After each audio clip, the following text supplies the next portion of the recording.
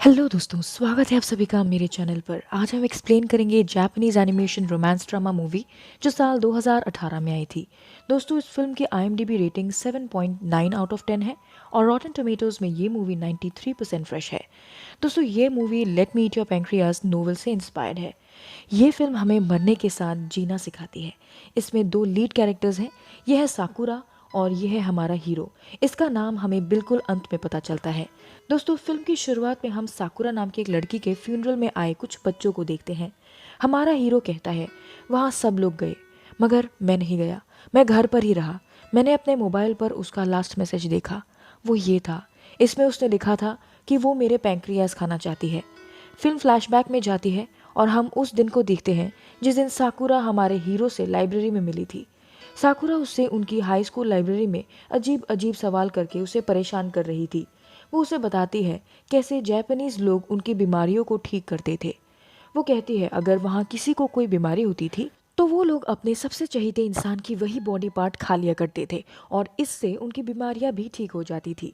वो हमारे हीरो को बोलती है कि वो उसकी पैंक्रियाज खाना चाहती है। दोस्तों, हमारा जो हीरो है उसका कोई नाम नहीं है, तो हम उसे हीरो ही कहेंगे। वो दरअसल एक ऐसा लड़का था जो हमेशा अकेला रहना पसंद करता था। वो स्कूल में पॉपुलर भी नहीं था। वो अपना सारा टाइम स्कूल की लाइब्रेरी में बिताता था क्योंकि उसे ऐसा लगता था कि किताबें इंसानों से बेहतर होती हैं। वो खुद में ही उलझा हुआ रहता था। दूसरी तरफ साकुरा एक बहुत ही खुशमिजाज और मज़ा करने वाली लड़की थी जो उसी के स्कूल में पढ़ती थी। और तो और साकुरा स्कूल में काफ़ी पॉपुलर भी थी। हम अप्रैल मंथ के समय को देख पाते हैं।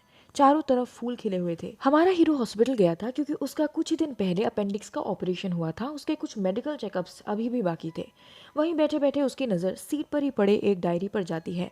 हमारा हीरो उस डायरी को उठाकर उसके पहले पन्ने को देखता है।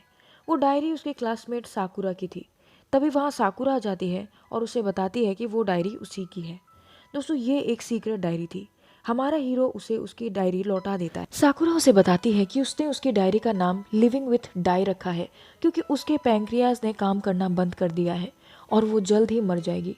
ये सुनकर हमारा हीरो उसे बिना कुछ कहे जाने लगता है। वो उसके पीछे आने लगी मगर हमारा हीरो उसे इग्नोर करके वहाँ से चला गया। उसे अकेला रहना ज़्यादा पसंद था और स्कूल के बच्चे उसे बोरिंग कहते थे। उसे भी काफ़ी हद तक ये बात सच लगती थी।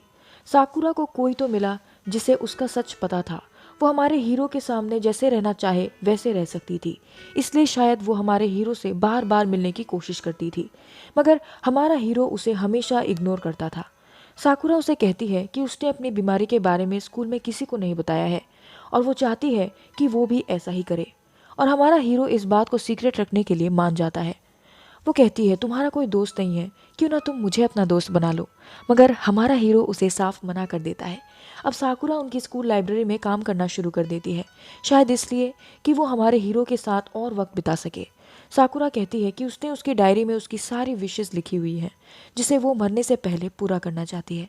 साथ ही वो हमारे हीरो को भी उसकी मदद करने के लिए कहती है। इसके बाद ये दोनों एक रेस्टोरेंट में जाते हैं। साकुरा कहती है कि मुझे पैंक्रियाज खाना बहुत पसंद है और जब हम किसी के पैंक्रियाज खाते हैं तो उसकी सोल हमारी सोल में आकर बस जाती है, इसलिए मैं तुम्हारी पैंक्रियाज खाना चाहती हूँ। दोस्तों, साकुरा ये सब मजाक में बोल रही थी। रेस्टोरेंट से बाहर निकलकर वो लोग रास्ते में एक आदमी को एक बूढ़ी औरत पर चिल्लाते हुए देखते हैं। साकुरा को ये देखकर बहुत गुस्सा आता है क्योंकि उस बूढ़ी औरत की कोई गलती नहीं। वो उस आदमी पर बहुत चिल्लाती है, वो उसे मारती भी है और उसे पुलिस के हवाले करके वहां से भाग आती है। साकुरा हमारे हीरो का हाथ पकड़कर उसे भी अपने साथ भगा लाती है। वो हमारे हीरो को कहती है क्योंकि वो मरने वाली है इसलिए उसे ये सब करने से डर नहीं लगता। तभी साकुरा को एक कैफे दिखता है और वो अंदर जाने की जिद करती है। वो रेस्टोरेंट बहुत सुंदर था। वो हमारे हीरो को कहती है वो जब तक मर नहीं जाती वो उसके साथ रहना चाहती है। वो हमारे हीरो को पूछती है तुम जानते हो क्यों स्प्रिंग के मौसम में फूल खिलते हैं? क्योंकि जब पुराने फूल नए फूल खिलाते हैं तभी एक नया मौसम आता है। वो सर्दियों के जाने का इंतजार करते हैं और स्प्रिंग में खिलते हैं। रात को घर पहुंचकर हमारे हीरो को साकुरा का मैसेज मिलता है। वो उसे उसके साथ पूरा दिन बिताने के लिए शुक्रिया कहती है। नेक्स्ट डे साकुरा की बेस्ट फ्रेंड कियोको उससे पूछती है क्या तुम्हारा इसके साथ रिलेशनशिप चल रहा है? क्योंकि हमारे हीरो को बिल्कुल भी पसंद नहीं करती थी। साकुरा को सबने हमारे हीरो से दूर रहने के लिए कहा था मगर साकुरा ने सबको कह दिया था कि वो दोनों सिर्फ दोस्त हैं, इससे ज्यादा कुछ भी नहीं। पूरे स्कूल में उन दोनों के बारे में अलग अलग रूमर्स निकल गए थे, इसलिए हमारा हीरो उससे अच्छी तरह बात करना छोड़ देता है मगर साकुरा उसे मना लेती है। अगले दिन साकुरा हमारे हीरो को बताती है कि उसने रिसेंटली अपने बॉयफ्रेंड से ब्रेकअप किया है क्योंकि वो साकुरा को लेकर बहुत पॉजेसिव था और उस पर रोक टोक किया करता था। तभी वहाँ क्योको आ जाती है और वो साकुरा को पूछती है, क्या तुम लोग डेट कर रहे हो? मगर साकुरा उसे दोबारा यही कहती है कि हम दोनों सिर्फ दोस्त हैं। क्योको साकुरा की बहुत अच्छी फ्रेंड थी और वो चाहती थी कि क्योको हमारे हीरो से दोस्ती कर ले। साकुरा ने किसी को भी अपनी बीमारी के बारे में नहीं बताया था। वो अपने आखिरी दिनों को खुशी से गुजारना चाहती थी और वो काफ़ी खुश भी थी और अपने बचे हुए दिनों को एंजॉय करना चाहती थी। एक दिन हमारा हीरो उससे पूछता है, क्या तुम सच में मरने वाली हो? साकुरा कहती है, हाँ, मैं ये बात सिर्फ तुम्हारे साथ कर सकती हूँ क्योंकि मुझे लगता है कि सिर्फ तुम ही हो जो ऐसे वक्त में सब कुछ जानकर मेरे साथ नॉर्मली रहोगे, इसलिए तुम्हारे साथ बिताया हर एक पल मुझे बहुत पसंद है। साकुरा हमारे हीरो को कहती है, सिर्फ किताबों में मत घुसे रहना, लोगों से बातचीत करने की कोशिश करना। नेक्स्ट डे साकुरा हमारे हीरो को कॉल करती है और उसे उसके साथ एक वेकेशन पर चलने के लिए कहती है और हमारा हीरो हाँ कर देता है। वहाँ जाकर ये दोनों ने खूब मस्ती की। उन्होंने होटल में एक रूम लिया और एक ही रूम अवेलेबल होने की वजह से उन्हें सेम रूम में रहना पड़ा जहाँ साकुरा ने पहले से ही बियर ऑर्डर करके रखी थी। साकुरा ने हमारे हीरो को उसके साथ ट्रूथ और डेयर गेम खेलने के लिए कहा मगर उसे उस गेम को खेलना नहीं आता था। साकुरा उसे बताती है कि वो अपने मनपसंद एक कार्ड चूज करेंगे, जिसका कार्ड बड़ा होगा वो क्वेश्चन पूछेगा, ट्रूथ और डेयर। ट्रूथ चुनने पर उन्हें सच कहना है और डेयर लेने पर दूसरे को वही करना होगा जो वो लोग कहेंगे, चाहे फिर वो कितना भी अजीब क्यों ना हो। उस गेम में उन्होंने एक दूसरे से काफ़ी क्वेश्चंस पूछे जिससे उन्हें एक दूसरे के बारे में काफ़ी कुछ जानने को मिला। उसने काफ़ी ज़्यादा पी रखी थी इसलिए वो चेयर से गिर जाती है और वो हमारे हीरो को उसे अपनी बाहों में भरकर बेड तक ले जाने के लिए डेयर देती है। हमारा हीरो साकुरा को उठाकर बेड तक ले जाता है। वो पल इन दोनों के लिए बहुत खास था। साकुरा के फेस पर एक प्यारी सी स्माइल देखकर हमारे हीरो को काफ़ी अच्छा लग रहा था।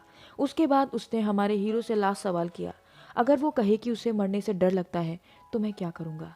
ये सुनकर हमारे हीरो की आंख भर आती है। हमारे हीरो ने साकुरा के बैग में बहुत सारी दवाइयाँ देखी।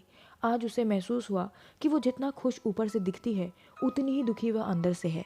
न चाहते हुए भी उसे ये दुनिया छोड़कर जाना ही था। हमारा हीरो उसे इस सवाल का जवाब नहीं दे सका और उसने डेयर चूज किया। उसने हमारे हीरो को उसके पास आकर सोने को कहा। अगले दिन साकुरा को क्योको का कॉल आता है। वहां से लौटते समय साकुरा ने हमारे हीरो को कहा कि वो उसके साथ एक और ट्रिप पर जाना चाहती है। उस ट्रिप के बाद से उनके बीच बहुत कुछ बदल गया। इस दिन के बाद से हमारा हीरो साकुरा की तरफ अट्रैक्ट होने लगा था। वो उसके कॉल का इंतजार करने लगा था। अगले दिन स्कूल में क्योको ने उसकी खूब पिटाई की और उसे साकुरा से दूर रहने के लिए धमकाया। अगले दिन साकुरा ने हमारे हीरो को उसके घर आने के लिए कहा। उस दिन उसके घर पर कोई नहीं था। जब हमारा हीरो बुक लेने के लिए साकुरा की अलमारी के पास गया तो साकुरा ने पीछे से आकर हमारे हीरो को गले से लगा लिया। फिर साकुरा हमारे हीरो को किस करने के लिए आगे बढ़ती है मगर उसने ऐसा नहीं किया और इसके बाद कहने लगी कि उसने तो मजाक किया था। पर हमारे हीरो को उसका ये मजाक बिल्कुल पसंद नहीं आया। वो साकुरा का हाथ मोड़कर उसके घर से गुस्से में चला जाता है। रास्ते में उसकी मुलाकात साकुरा के एक्स बॉयफ्रेंड से होती है। वो हमारे हीरो को खूब पीटता है और उसे साकुरा से दूर रहने के लिए कहता है। तभी वहाँ साकुरा आ जाती है। साकुरा उसके एक्स बॉयफ्रेंड को वहाँ से भगा देती है और वो हमारे हीरो से माफ़ी भी मांगती है क्योंकि हमारे हीरो को चोट लगी थी। साकुरा उसे अपने घर ले गई। उसने हमारे हीरो को वही बुक दी और उसे उस किताब को 1 साल के अंदर लौटाने के लिए कहा। कुछ दिनों तक सब कुछ ठीक रहा। एक दिन अचानक साकुरा की तबीयत खराब हो गई और उसे हॉस्पिटल में एडमिट करवाया गया। हमारा हीरो उससे मिलने हॉस्पिटल गया। साकुरा ने उसे बताया कि उसके मुताबिक जिंदगी का मतलब दूसरों से जुड़ना है। हमें दूसरों से मिलना चाहिए, उन्हें जानने की कोशिश करनी चाहिए, हर एक मोमेंट को एंजॉय करना चाहिए। उसने हमारे हीरो को गले लगा लिया और कहने लगी कि उसे हमारे हीरो के साथ वक्त बिताना काफ़ी पसंद है। उस दिन हमारे हीरो को ज़िंदगी के असली मायने पता चला। उसे पता चल गया था कि उसे खुद को लोगों से दूर नहीं करना चाहिए। साकुरा उसे हॉस्पिटल के टेरेस पर लेकर जाती है। वो उसे कहती है कि वो उसे कुछ दिखाना चाहती है। वो उसे कहती है कि अब वो समय दूर नहीं जब वो इस दुनिया को छोड़कर चली जाएगी। ये सुनकर हमारा हीरो साकुरा को कहता है कि उसे साकुरा की बहुत चिंता होती है। तभी आकाश में आतिशबाजियां होती हैं। पूरा आकाश मानो अंधेरे से मुक्ति पा लेता है। साकुरा की आंखों में हमें खुशी देखने को मिलती है। यही साकुरा उसे दिखाना चाहती थी। ये दोनों एक दूसरे को गले से लगा लेते हैं। साकुरा उसे थैंक यू कहती है क्योंकि उसी की वजह से वो नज़ारा देख सकी थी। अगले सीन में हमारे हीरो की माँ उससे पूछती है वो कौन है जिसने मेरे बेटे को खुद की अहमियत करना सिखाया। ये सुनकर हमारा हीरो कुछ नहीं कहता। रास्ते में वो एक लड़के से बातचीत भी करता है। इससे हमें पता चलता है कि हमारा हीरो लोगों से घुलना मिलना सीख रहा था। हमारा हीरो उसी कैफ़े में जाता है और वहाँ साकुरा भी आने वाली थी। हमारा हीरो उसके फ़ोन से उसे मैसेज करता है और वो रिप्लाई भी करती है। हमारा हीरो आज साकुरा को उसकी बुक भी रिटर्न करने वाला था, मगर सुबह से शाम हो गई, साकुरा नहीं आई। काफ़ी देर हो चुकी थी। घर लौटकर हमारा हीरो साकुरा के मैसेज का ही इंतज़ार कर रहा था। तभी उसे पता चलता है कि टीवी पर एक न्यूज़ आ रही थी। उसे पता चलता है कि रास्ते में साकुरा का मर्डर हो गया है। किसी ने उस पर चाकू से वार किया और उसकी जान ले ली। हॉस्पिटल पहुंचते ही डॉक्टर्स ने उसे मृत घोषित कर दिया। ये खबर सुनकर हमारा हीरो जमीन पर गिरकर रोने लगता है। उसके लिए तो जैसे उसकी पूरी जिंदगी रुक सी गई। हम फिल्म के पहले सीन को देखते हैं। आज साकुरा का फ्यूनरल था। हमारे हीरो में इतनी शक्ति नहीं थी कि वो साकुरा को ऐसी हालत में देख सके। वो साकुरा की बुक को भी रिटर्न नहीं कर पाया था। 10 दिन बाद वो साकुरा के घर जाता है। उसकी माँ ने हमारे हीरो को साकुरा की डायरी दी और कहा कि साकुरा ने उसके जाने के बाद ये डायरी उसे देने के लिए कहा था। साकुरा ने उसकी मॉम को कहा था कि वो शायद मेरे फ्यूनरल के बाद आएगा, मगर वो आएगा ज़रूर। हमारा हीरो साकुरा की डायरी पढ़ने लगता है। उसमें उसके बारे में काफ़ी बातें लिखी हुई थी, जिसे पढ़कर उसे पता चला कि उनका रिश्ता प्यार और दोस्ती से काफ़ी परे था। उसकी डायरी में लिखा था कि साकुरा उससे प्यार करती थी और उसके साथ वक्त बिताना उसे बहुत पसंद था। उसे ऐसा लगता है कि वो उसी से मिलने के इंतज़ार में थी। वो उसकी माँ से पूछता है, कैन आई क्राई नाउ? ये सब पढ़कर हमारा हीरो बहुत रोया। उसने उसके साथ जो भी टाइम गुजारा वो उसके लिए अनमोल था। साकुरा की माँ ने उससे उसका नाम पूछा। हमारा हीरो का नाम हारुकी है, यानी कि स्प्रिंग यानी वसंत। साकुरा को स्प्रिंग बहुत पसंद था। शायद ये दोनों एक दूसरे के लिए ही बने थे। साकुरा का मतलब है चेरी और चेरी वसंत आने पर ही खिलने लगती है। साकुरा की सारी विशेष पूरी हुई सिवाय एक के। वो हमेशा से चाहती थी हारुकी और कियोको दोस्त बन जाए। अब ये दोनों बहुत अच्छे दोस्त बन जाते हैं। दोस्तों, इस मूवी में लाइफ को लेकर एक अलग ही थ्योरी बताई गई है। दोस्तों, साकुरा की मौत उसकी बीमारी की वजह से नहीं हुई, बल्कि उसका रास्ते में किसी ने कत्ल कर दिया जब वो हारुकी से मिलने आ रही थी। उसकी कही हुई बात सच है कि तुम कभी भी मर सकते हो, इसलिए हर दिन को जिंदा दिली से जियो। हमने ये भी देखा कैसे साकुरा के साथ ने हारुकी को बिल्कुल बदल दिया। वो तो चली गई, मगर उसने हारुकी की जिंदगी में इंसानियत का रंग भर दिया। दोस्तों, ये थी हमारी आज की film I want to eat your pancreas. आशा है आपको एक्सप्लेनेशन पसंद आई होगी। अगर आपको मेरा काम अच्छा लगा हो तो प्लीज़ चैनल को सब्सक्राइब करें। Thank you for watching the video.